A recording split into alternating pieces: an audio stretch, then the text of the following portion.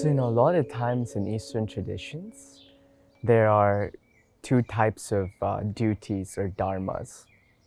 So, there's something called your life dharma. So, your life dharma, or what you're meant to do in this world, no matter what you do in this reality, it will always present itself. It's that main thing that you were born to do, all of your qualities, all of your attributes, everything is leading up to that life dharma. And then you have something called situational dharma, situational duty. So that's your duty as a friend, maybe a lover, a mother, or this or that. These are your day-to-day duties that you're constantly doing. So as humans, we are always navigating our situational dharmas, preparing ourselves for our life dharma when it presents itself. And sometimes we might be in our life dharma and we might not know it, right? For example, I've been a monk now for over 10 years, and only about 2 years ago did I realize, yes, this is my life dharma. This is what I'm meant to do in this world. And so we don't really know when our life dharma is going to present itself. We don't really know if we're even in our life dharma. So the best thing that we can do is try our best to do our day-to-day duties as a service without expectation, and prepare ourselves for the bigger things if they present themselves, or to step into what we're already doing in a greater way. So when I say a greater way, I mean that step into it in a way where you can do more service in this world, you can find more peace in what you're doing. I've found what I'm meant to do in this world, but every day I'm striving more and more to do it as a service to the people, more and more finding peace in what I'm doing. And then eventually there will be a point where we let go of our ego completely and we fully step into it. So this is the state I would say is like an enlightened being, an enlightened master, where they fully embrace their life dharma without any ego. So I'm not there yet. I still have some elements of the ego that kind of taint my duties when I do them. But slowly, I'm getting more and more into that life dharma. So you said there was this almost moment of realization or a turning point 2 years ago. What did that feel like when you kind of had that full realization that this was for you? So a lot of times in life, we're constantly wondering, what is it that we're meant to do, right? What am I meant to do? Am I really meant to do what I'm doing now? Is there something else waiting for me? Is there something else that I can do? So in that moment, it was a realization, there's nothing else waiting for me.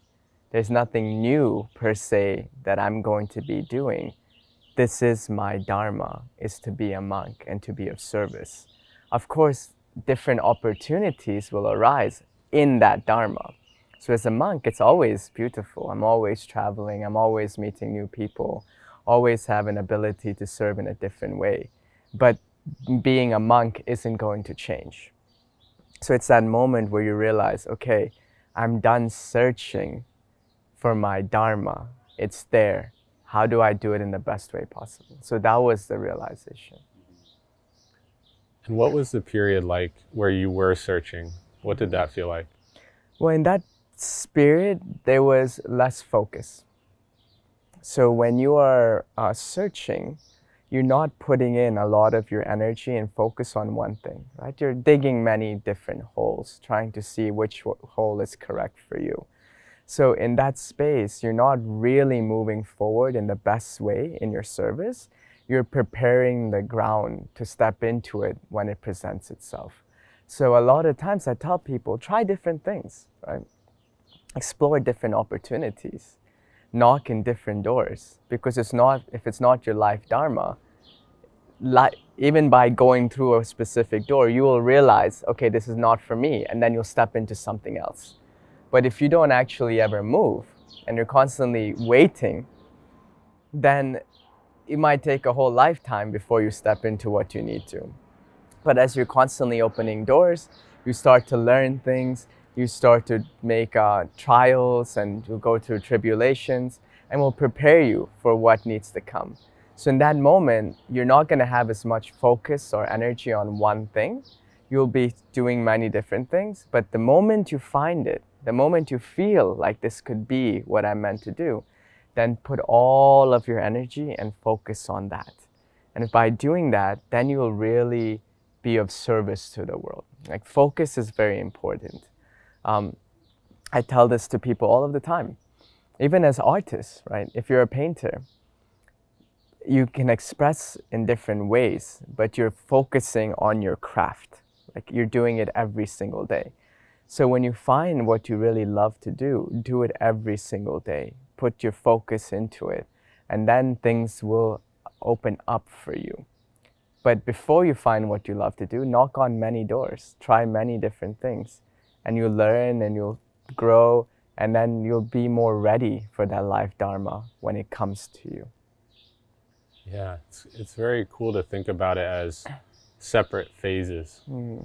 I think some people get stuck in the searching phase and never move to the focus phase. Also, or some people get stuck in not enjoying the moment because they're always thinking about what's my life dharma. In reality, your life dharma will come when it comes. You'll have no choice. You're meant to do it. Nobody's going to take it away from you. It's your birthright. It's not something you're going to lose. So when it comes, it will come, right? But we shouldn't worry all the time. When is it going to happen? How is it going to happen? And when we're starting worrying and when we're projecting into the future, we don't actually enjoy the moment, right? So your situational dharmas, still enjoy the moment. Even if it's not something you're meant to do, be present. Learn how you can transform to do it in the best way possible, to serve, to grow. And then when your life dharma comes, you'll fully naturally flow into it with grace, without actually having all of these growing pains that you've already gone through your other experiences in life. Do you have any tips or methods to stay more in the moment for people? So a lot of the times, the reason why we're not in the moment is because we're not really in tune with who we are. So, for example, if I were to ask you, who are you? Right? You're a Christian, but are you that same Christian you were 10 years ago? Probably not, right? Not only is your body changed, but what you like and dislike, your qualities, the type of music, maybe even the type of food has changed. So you're not the same person you were 10 years ago. I would also say that you're probably not going to be the same person 10 years from now. You're going to change. So then the question becomes, who are you? Are you that person 10 years ago? Are you that person 10 years from now? Are you even that person you were 1 minute ago? Right? So you're constantly changing. So on the spiritual path, we say that actually you're not any of these identities. You're something eternal that has always existed and will always continue to exist. And you're here for an experience. You're here to create and to experience. But the problem is that we start to get attached to our creation. And in that attachment is where we suffer and we have all of these ups and downs. It's like an actor. An actor is given a role and they play the role and they play it beautifully. But they know that they are not that actor. They know at the end of the play it's going to finish. So even though you're fully experiencing the role and enjoying it, you know it's not going to be who you are at the end of the day, right? Like a Romeo and Juliet play. If you are Juliet or Romeo, you know you're going to die, right? But you still play and you still enjoy. Right? If you really think you're Romeo, nobody's ever going to take the role because they're going to actually die at the end. You know you're not going to die. And so in the same way, that's how we need to approach life. But if we attach ourselves to this role we've been given, that's where we go through all of these struggles in our mind. We don't really enjoy it, right? We attach ourselves to it. So the goal of the spiritual path is to constantly strive to realize who you are. As more and more you realize who you are, the more and more you enjoy playing this role. Even the ups and downs are enjoyable because you know it's just a moment in time. It's not really who you are eternally. So then the question becomes, how do I realize I am eternal? Or how do I strive to realize that in every moment? And so for that, we give 3 tips or 3 understandings, and they all start with S, so it's very simple. First is called Sangha. Sangha is community. So you should strive to surround yourself with others that share the same goals and aspirations to grow on the spiritual path. It's that if you hang around a smoker long enough, you become a smoker. If you hang around a saint long enough, you become a saint. So who you choose to hang around with, the energy you choose to surround yourself, will determine how you view the world. So seek a community that can help you to grow in whatever way that you want to grow. So this is called Sangha, okay? The next is called Sadhana. Sadhana is a personal meditation. So it's something that you should strive to do on a daily basis that will ground you and align you, right? So it's something that is personal to you. For example, we teach many different practices. I can get into that a bit later, but it's something that is personal, that you do every day for 5, 10, 15 minutes, that grounds you. And this is called sadhana, or meditation, if you will. Having that consistency and repetition. And then lastly, it's called seva. Seva is selfless service. Something that you do where you don't expect anything in return. Right? You don't have any expectations, you don't have any attachments, you just serve to serve without having anything that you get back, emotionally or financially. So strive once a week to do some seva. You can help the homeless, you can take out your sister for a dinner, pay for it. You can do many things where you give your time without expectation. So if you are constantly doing Sangha, community, sadhana, meditation, and seva, selfless service, that will help you to connect more to your day-to-day duties and help you to prepare yourself for your life dharma when it presents itself. Yeah, it sounds so simple, but it makes so much sense, Spirituality is not complicated. I think a lot of times in the age that we live in esoteric practices, because our mind is always active and engaged, it's constantly seeking for complex things. But the true spiritual practices, these ancient practices that have been around for thousands and thousands of years, they're very simple to the core, but they're deep in their realizations. Esoteric practices are complex on the outside, but very shallow as you go deeper. But the ancient practices, they're very simple at the top, but very deep as you go into it more and more and more. What do you find are some of the kind of universal truths that you've come upon in this deep exploration? The truth is one, but the wise speak of it in many ways. So there's only one truth, and that is that you are eternal and that you are divine.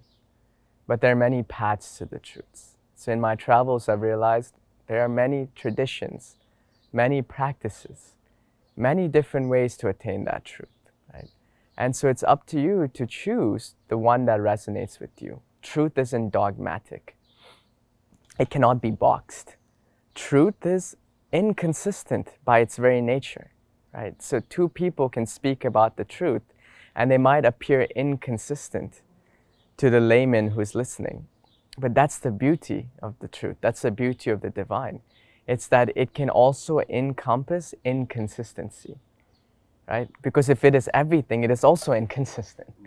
And a lot of times in the West, we want to make it so dogmatic, right? We want to remove all inconsistencies, make it as logical as possible.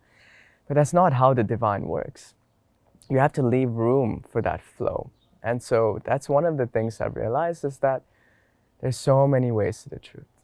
For example, I follow my spiritual teacher, who's an enlightened being. He follows a Vedic tradition, which we would refer to mostly as like Hinduism. That is one way to the truth. If it resonates with you, then you can connect more. If not something else resonates, then so be it, right? So that's important. The second thing I realized is that the quality that we should strive to cultivate the most, if we're trying to realize ourselves, is humility. Because when you have that pride, when you have that arrogance, you attach yourself so much to your limited identity that you don't leave any space to grow and to learn. A lot of times we talk about grace, right? Grace in our life, when things come into our life that helps us to grow, to find more peace. And so there was a monk and he was asking his guru, what is grace? Right? How can you explain grace? And the teacher said, grace is a mystery. It's very difficult to understand. But grace is also like a river. A river moves from the mountaintop to the valley, right? You never see rivers move up. They always move down to the valley. And he said grace is the same way. It's like a river. It moves from the mountaintop of the ego to the valley of humility. So if you stand on the mountaintop of the ego and you think you know everything or you understand everything, grace will never flow. Only when you humble yourself, you start to open yourself up for other possibilities in life. Could you tell me about the transition? You said you worked in like a finance or corporate environment? Yes. What was that transition like? Well, yeah, so for a majority of my life, even though I'm Indian, I have dark skin, I was actually not practicing any of these traditions. I was very much sort of borderline atheistic or agnostic, if you will, at the best, because I didn't really understand the deeper philosophies. I only understood it from a superficial level. So like when people look at Hinduism, they say, oh, they're worshipping cows, they're worshipping these deities. You know, it seems very sort of, doesn't make a lot of sense. But this is just external. But the philosophy underpinning the tradition is hugely complex, hugely beautiful. And it's one of the oldest traditions in the world. And I didn't really know anything about it when I was growing up. There's a joke, the busiest time of the year in a temple is right before a finals exam. So it's this idea we go to make these deals with these deities, but that's not really what it's about. So understanding it from that level, I kind of went away from it. And I went into the finance world. I was very successful. But I realized at some moment, you know, you can win the rat race, but at the end of the day, you're still a rat.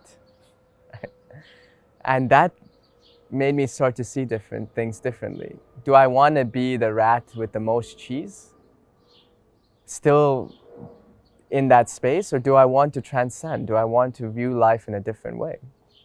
And so that sort of realization made me want to search, want to explore different avenues that's not so focused just on material gain. We spoke about life dharma. Life dharma is what you are compelled to do. That is your nature. That is what life brings you towards. So my nature was to become a monk. For those listening, their nature might be to have a family, to have children. So we can't escape our nature no matter how hard we try. It's about embracing our nature and finding the divinity in that dharma, that duty that we've been given. Mm-hmm. What would you say to people who say, I need to make money to survive? Like, how can I give that up, or how can I reconcile that? So, of course, make money to survive. It's all about doing your dharma in the best way possible. So for you to be able to serve, you need to be able to eat.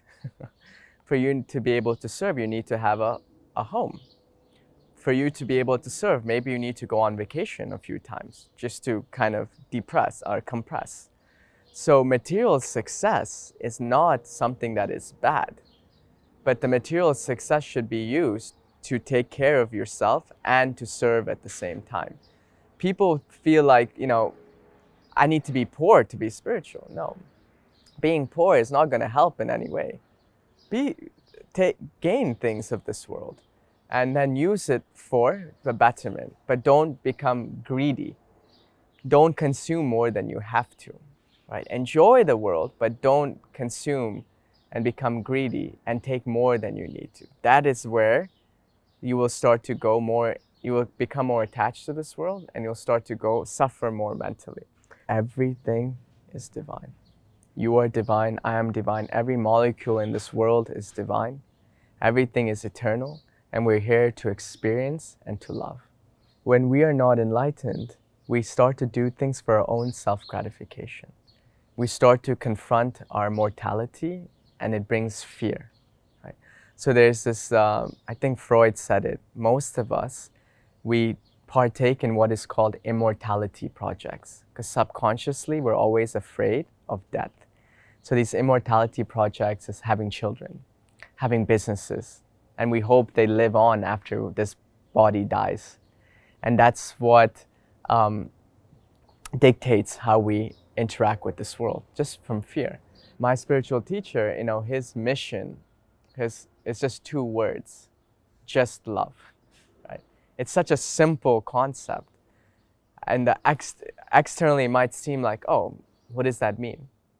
But when you meditate and contemplate on those 2 words, just love, there's such a deepness to it that it's really true. All it is love. All it is the divine. And the only thing stopping us is that ego that attaches us to this identity that makes us think I am this rishi, or I am this person, or this or that. Because pride will make you think you've attained a certain state. And when that pride comes in, you'll actually fall. But humility will say, okay, the more I know, the less I know. The more that I can go into deeper. So even the saints, they're constantly saying, I don't know anything. Everything is a mystery. So we have to keep that mentality to constantly go deeper and deeper on our spiritual path. For people who are pursuing, let's say, creative endeavors, what do you think is some things that those people can keep in mind about authenticity, being of service, things like that? We're in this world to experience, and we're actors playing a role. And so as artists, what I realized is they are fully in that role. They're fully expressing, they're fully experiencing all that life has to give. I would just say don't become attached to that creative expression, and try and find the balance between the moments that you're creating and the moments you have to do the rest of the things in the world. Like wake up, cook food, eat, take care of your finances, whatever it might be. Expressing in that moment is beautiful. You can get kind of lost in that, but you have to stay grounded into reality of what is. And the true successful artist is the one that can interbalance the 2. They can find joy in their creative expression, but they could also find joy in the day-to-dayness of the world. That's why many creatives, they go into drugs or alcohol or are depressed, because they can't replicate the joy they feel in the moment they're expressing in the rest of their life. So that's why the spiritual path will help you to balance the 2. To express and find joy in that, but also to find joy in the mundane things of reality, right? Because the world is a dualistic world. You have to integrate into this reality while still being free to express. So if you can do that, then you'll be successful. So that's the advice that I would give. Yeah, I think it seems like from a lot of people I've talked to over the years, there's a lot of peaks and valleys. It's like so much focus on one particular success or one achievement, and then afterwards there's a big depression fall from that. Yeah, it seems like maybe an obsession with those achievements, or not the actual process itself. Exactly. Be passionate, enjoy the process, but don't be attached to the result. And at the same time, find the joy in also the mundane things of this reality, because that's also an integral part of life. We're in this world, we incarnate in this world. We also have to play by the rules of the world, right? And so that requires day-to-day things. So if you can integrate both, because as a monk, I'd love to sit in a cave and meditate all day.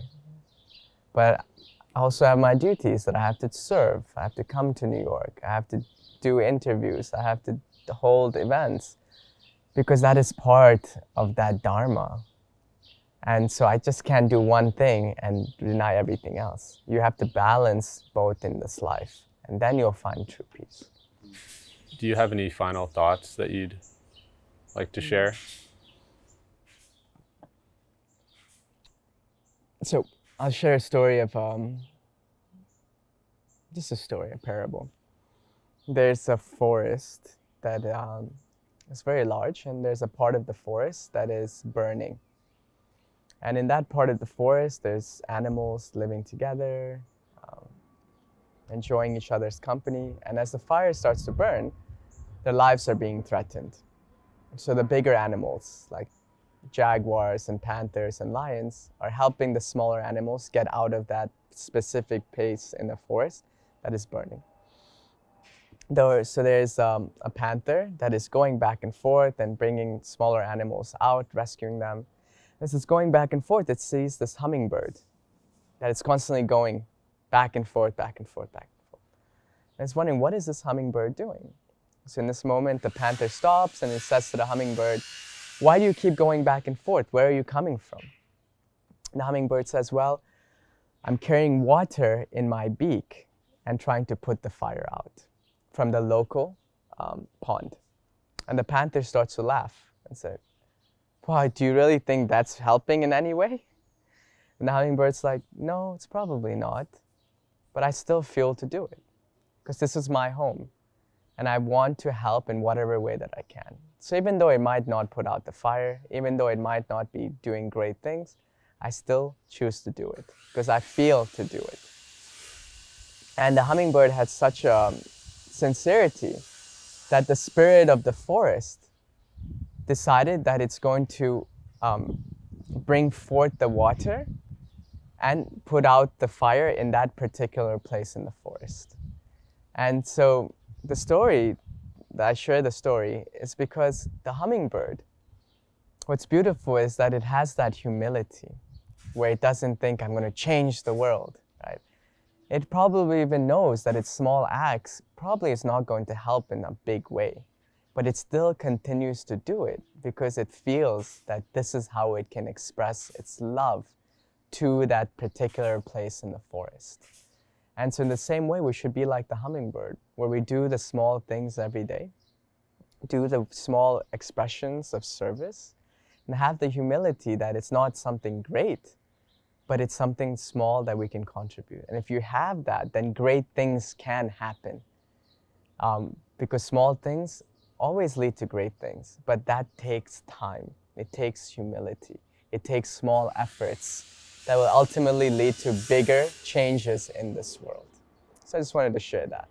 And of course, 2 words, just love. Just love.